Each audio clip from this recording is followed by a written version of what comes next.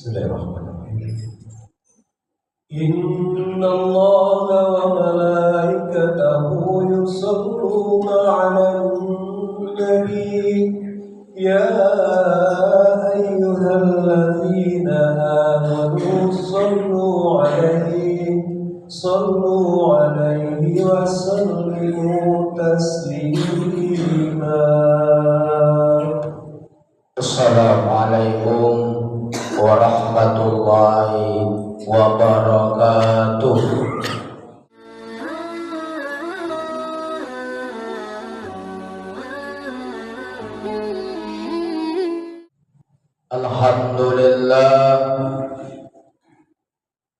Alhamdulillahi rabbil alamin. Wassalatu wassalamu ala asyrafil anbiya'i wal mursalin wa ala alihi wa ashabihi rasulillahi alaihi ajma'in. Allahumma salli wa sallim wa barik ala sayyidina Muhammad wa ala alihi sayyidina Muhammad. Amma ba'du. Qala Allah ta'ala fil Qur'anil Karim, a'udzu billahi minasy syaithanir rajim. Bismillahirrahmanirrahim.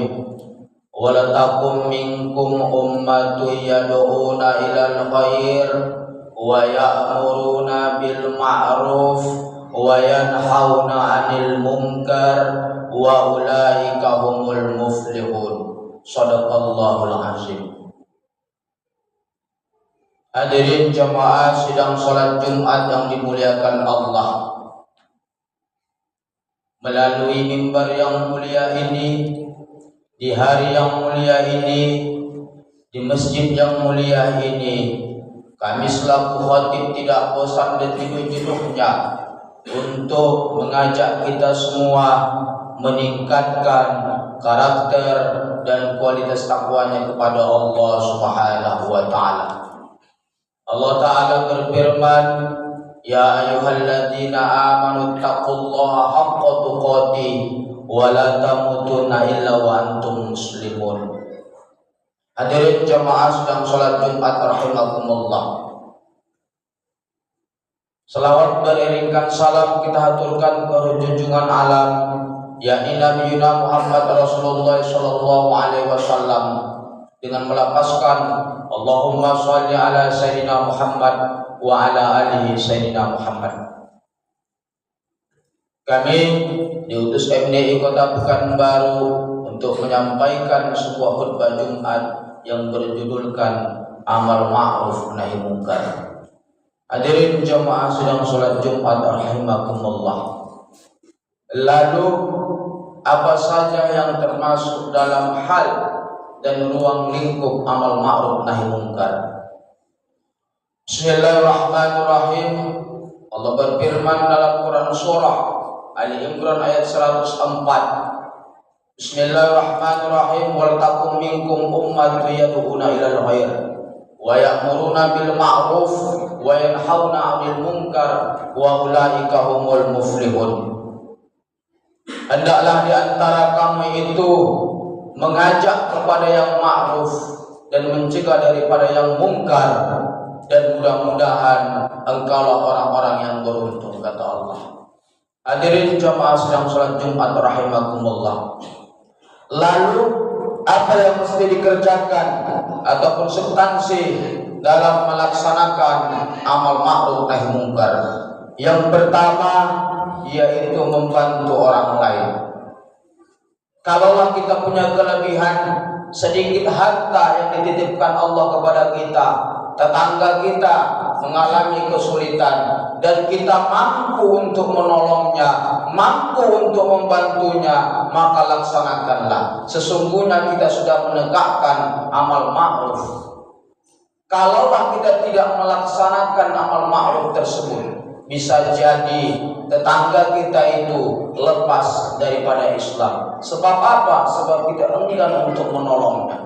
Sudah banyak fenomena sekarang yang kita lihat, gara-gara harta, gara-gara hidup yang miskin, mereka ini mau berpindah agama ke agama lain. Itu akibat apa? Akibat kita tidak mau melakukan amal ma'ruf. Kalaulah kita berpegang tangan, berpegang teguh kepada Al-Quran, mudah-mudahan amal ma'ruf yang kita laksanakan ini mendapatkan pahala dan balasan di sisi Allah Subhanahu wa Ta'ala. Kembali daripada itu, kita tidak meyakini dan kita enggan untuk mempercayai kalaulah saya bersedekah, apakah mungkin sedekah itu kembali kepada saya? Sudah jelas, ini dijelaskan Allah di dalam Al-Quran, man ja'a bil hasanati, barang siapa yang mengerjakan satu kebaikan, falahu mithla ajrul hasan, maka padanya lah pahala 10 kebaikan. Kalaulah kita melakukan satu kebaikan, membantu orang lain, meringankan kesulitan tetangga kita, keluarga kita, insya Allah balasannya akan 10 kebaikan diberi Allah kepada kita. Tetapi sebaliknya, kalau kita tidak mau menolongnya dan sebab kita dia jauh daripada ajaran Islam, sudah jelas kitalah pelaku yang mungkar tersebut. Hadirin jamaah sedang sholat Jumat rahimakumullah. Selanjutnya menjaga kebaikan. Menjaga kebaikan, kehormatan kita, keluarga kita, ini termasuk adalah yang ma'ruf yang seharusnya kita laksanakan. Seorang anak menjaga baik nama orang tuanya, ini adalah yang ma'ruf yang harus dilakukan oleh seorang anak. Jangan minum minuman khamar, jangan berjudi, itu adalah yang mungkar yang tidak disukai oleh Allah Subhanahu wa Ta'ala. Kalaulah seorang anak dibilangi orang tuanya, wahai anakku, laksanakanlah sholat. Seharusnya seorang ayah lebih dulu melaksanakan sholat, baru ia menyuruh anaknya untuk melaksanakan sholat.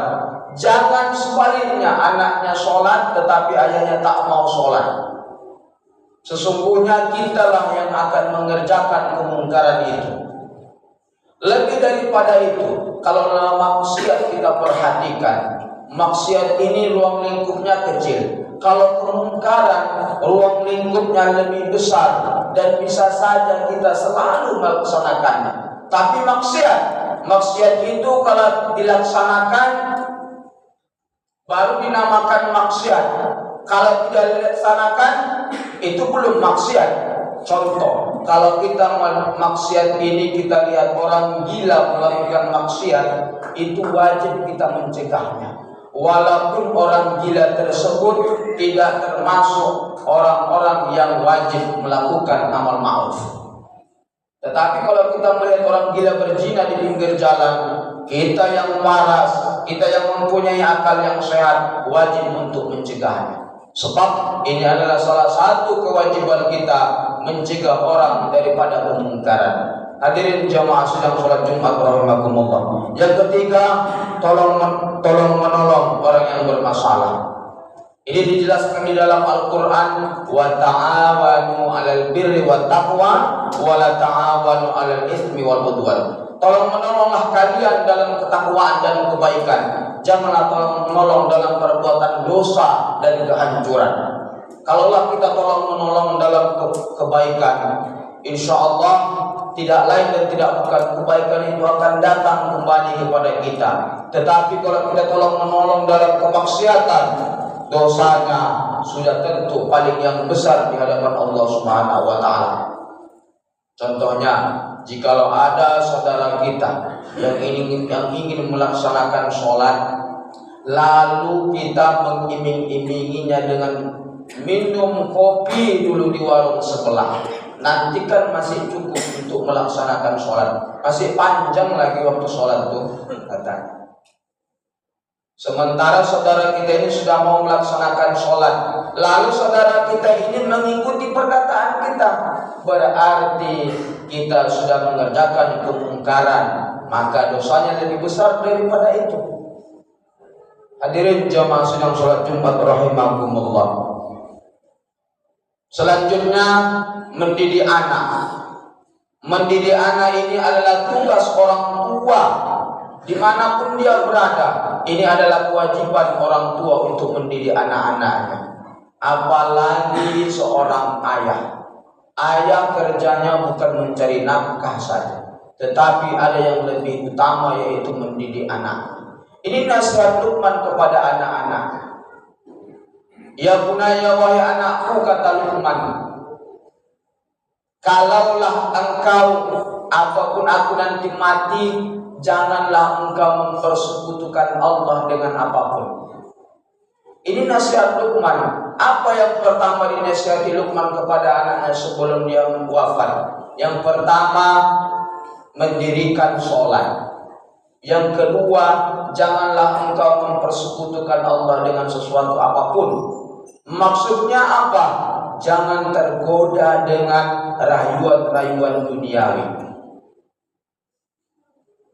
Kita bekerja, boleh bekerja, tapi jangan sampai lupa untuk melaksanakan ibadah kita, kewajiban kita kepada Allah. Tidak ada orang melarang kita untuk bekerja, terlebih-lebih kepada keluarga kita, anak-anak kita.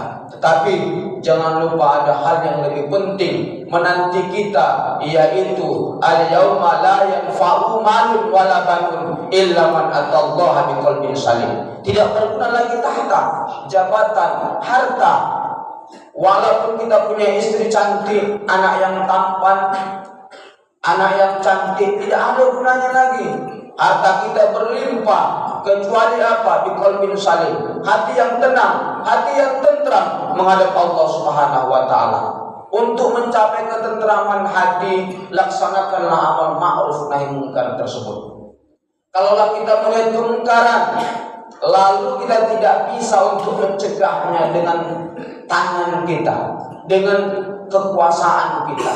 Kalaulah kita seorang pejabat, kita melihat kemungkaran, ada orang-orang yang bermain judi, lalu kita seorang pejabat, tentu kita bisa untuk melaksanakannya dengan jabatan kita tersebut.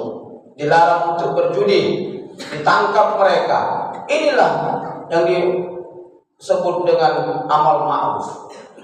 Tetapi kalaulah jabatan itu kita salah gunakan, kita buat untuk tidak melaksanakan yang ma'ruf, tetapi kita melaksanakan yang mungkar, korupsi dia, tidak menaati peraturan dia, sudah jelas ini adalah yang mungkar, yang tidak disenangi oleh Allah Subhanahu wa taala. Hadirin jemaah sedang salat Jumat rahimakumullah. Selanjutnya, mendoakan orang lain. Dalam setiap salat kita diharuskanlah kita saling doa mendoakan. Sebab apa? Ad-du'a silahul mu'minin. Doa itu adalah senjata bagi orang-orang mukmin. Kalaulah kita saja tidak bisa mendoakan saudara kita, bagaimana saudara kita mau mendoakan kita? Doakan terutama orang tua kita yang telah lama meninggalkan kita kehadirat Allah Subhanahu wa taala. Itu adalah ciri-ciri anak yang berbakti kepada kedua orang tua.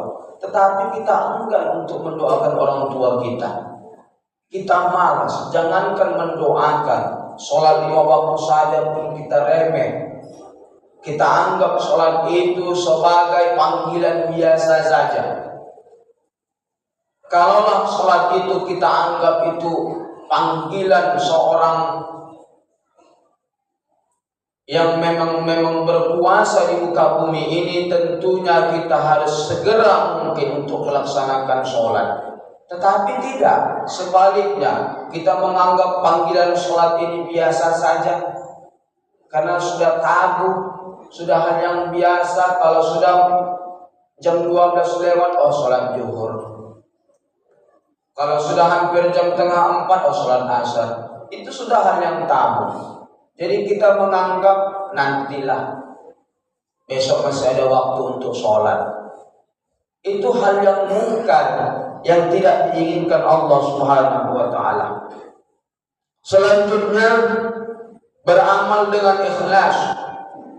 Jangan mengharapkan balasan apa yang telah kita berikan kepada seseorang.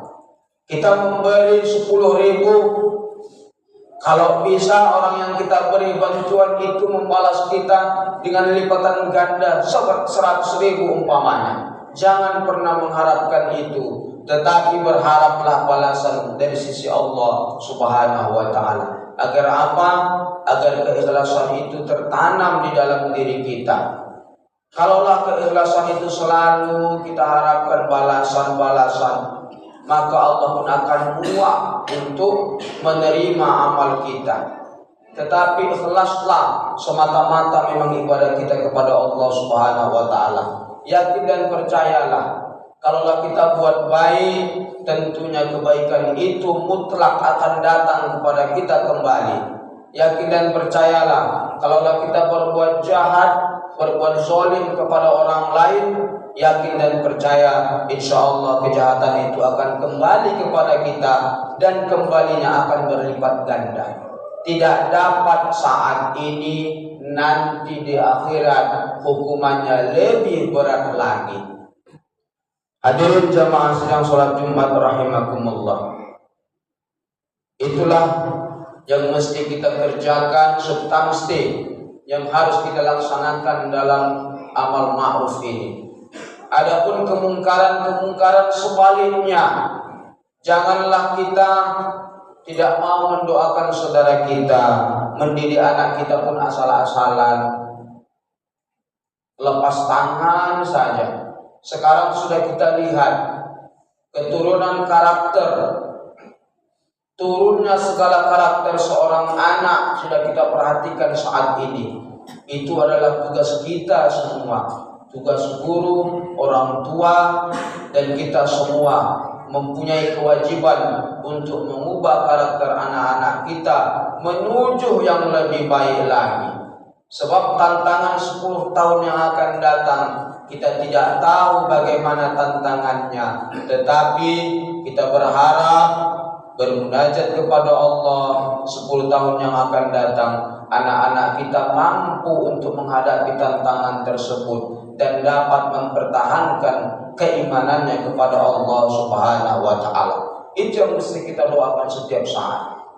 Kalau harta yang kita tumpuk lama-lama bisa habis, tetapi kalau doa yang kita tumpuk lambat laun insya Allah akan dikabulkan oleh Allah Subhanahu wa taala.